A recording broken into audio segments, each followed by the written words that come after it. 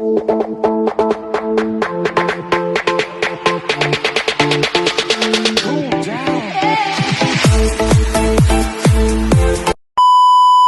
back to my channel, and for today's video ay magluluto tayo ng tatlong ulam. Tatlong klaseng ulam. So ito muna ang una ipapakita ko sa inyo ay buto siya ng baboy. Soft bone kasi ang tawag dito guys. Yung buto na kahit papano mayroon naman siyang laman, no? Na totaling buto. So gagawin natin ito, lalagyan natin siya ng lotus root at saka peanut. Gagawin natin guys, pakuluan muna natin ng isang bisis ito para mawala yung kanyang dumi-dumi guys ba. No, pakuluan muna natin ito bago natin palambutin, no? So, baga saan hugasan muna natin guys kasi mayroon siyang mga yung pinakaunang kulo niya. So, kailangan muna natin yan siyang tanggalin. At ito naman yung whole chicken. So, bali ito siya guys. Bali 1.5 kg na manok. Malaki siya. So, iwa-iwain muna natin ito kasi gusto ng mga anak ko steam ito. So, alam niyo naman, simpleng steam lang siya guys. Yung may ginger, tapos meron siyang spring onion, tsaka oyster sauce ang ating pang-timpla. No, kasi kompleto kami tonight. Darating ang aking eldest son at saka ang aking daughter-in-law. Kaya, ipagluto natin sila ng masarap. At ito naman yung mani. Ayan siya. Yung mani, ang ilalagay natin mamaya. So, magpakuluan pa natin ulit mamaya yung yung pork ribs na yan. Alam niyo yung mani na to guys, yung parang ginagawa sa ating niluluto sa atin. Magandang quality. Ito yung tinatawag na lotus root. So, kailangan natin i-slice ito mamaya. Ayan, lotus root. So, isang piraso lang siya, $2.44. Masarap ito siya guys, pagkain ng incheck. Malinam naman kanyang sabaw. Pagkatapos kong nahiwa siya yung lotus root, tingnan yung itsura niya. Hindi ko alam kung mayroon ito sa Pilipinas, pero dito sa Singapore ang dami nito kasi masarap talaga ito para sa sabaw, no? Tapos alam niyo pag ito kasi nakakain din. Pagkainin niyo ito is mananam. Hindi ko maintindihan yung lasa, basta masarap siya, mananam. So itong tinatawag naming lotus root. So natapos ko na yung unang kulo kanina guys. So ito na yung pangalawang kulo. Ang pangalawang kulo na isama na natin ang ating lotus root sa pagpapakulo, sa pagpapalambot, kasi kailangan din siya lumambot. Isama natin siyang palambutin ng butong-buto ng baboy.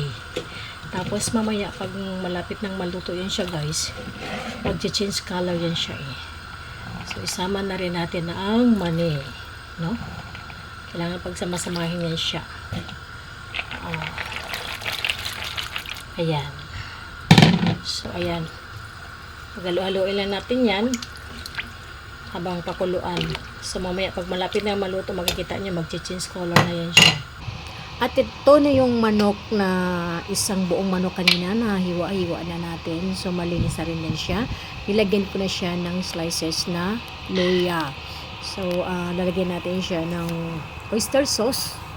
Ayan, so depende na rin sa inyo guys kung gaano karami ang ilalagay yung oyster sauce. Basta para talaga sa akin lahat ng pagtimpla ko ay oyster sauce lang talaga siya or dark sauce. So kailangan natin imikos-mikos. Ayan, so paghalo-haloin natin yan, that we have to make sure na mapunta yung laman sa manok.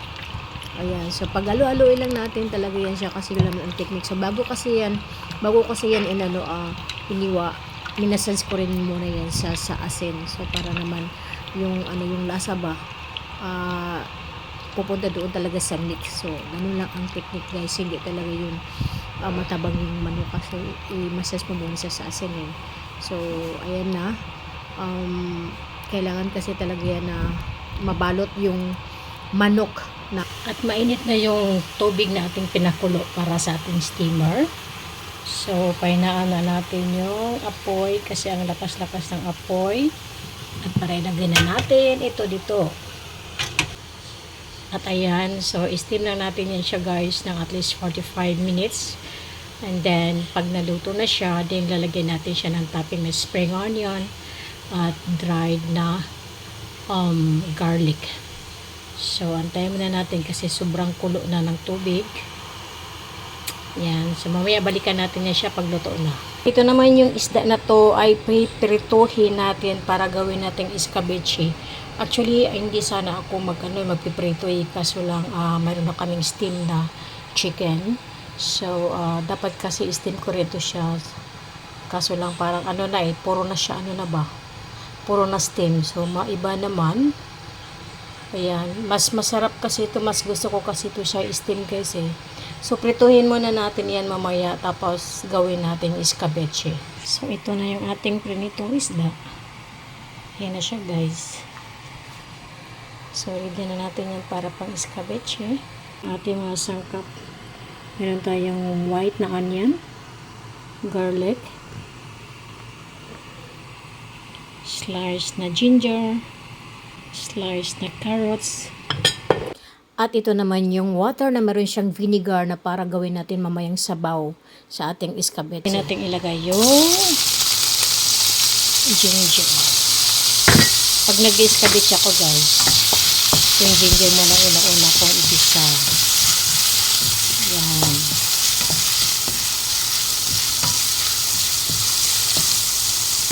Just wait for a while. Antayin muna natin na lumabas yung kanyang aroma ng ginger na yan. Likos-likos muna. Then, isunod natin ang sibuyas na puti. Kasing puti ng inyong itlog. Charot.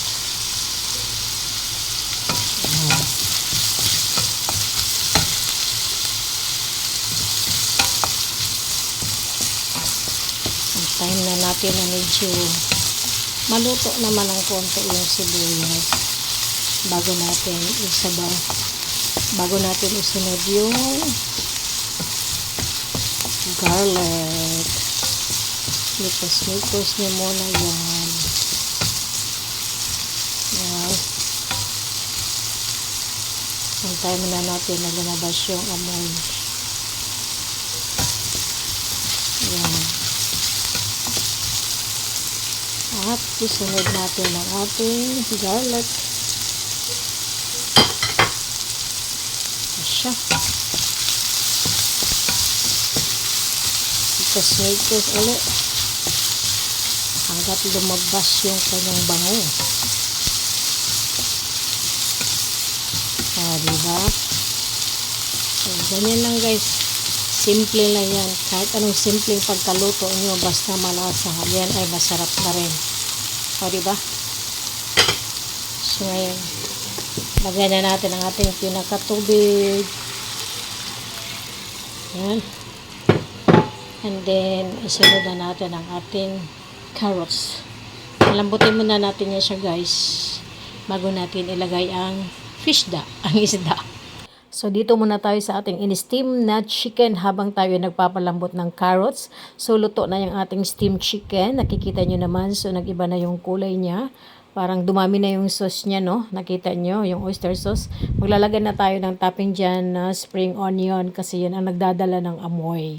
Mabango talaga pag maglagay kayo ng topping na spring onion sa whatever na na steam, no?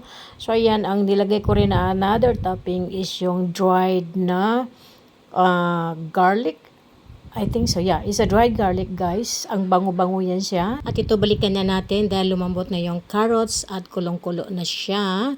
So, maglalagay na tayo dito ng konting light sauce lang. Yung para sa atin, para siyang patis. I don't know. So, ayan. At naglagay din ako ng oyster sauce. So, yan lang ating pangtimpla.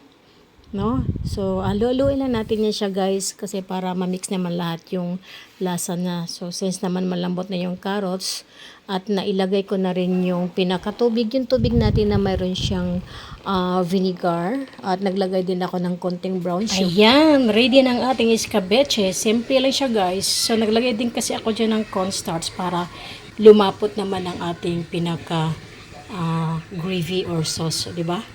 So, ganun lang siya. Niluto ko lang siya lahat. Then, pagkatapos niyan, saka ko nilagay yung isda. Para wag naman malata yung isda. So, nilagay natin ng konting sili. Wala kasi akong atsali. So, dapat kasi meron siyang bell pepper.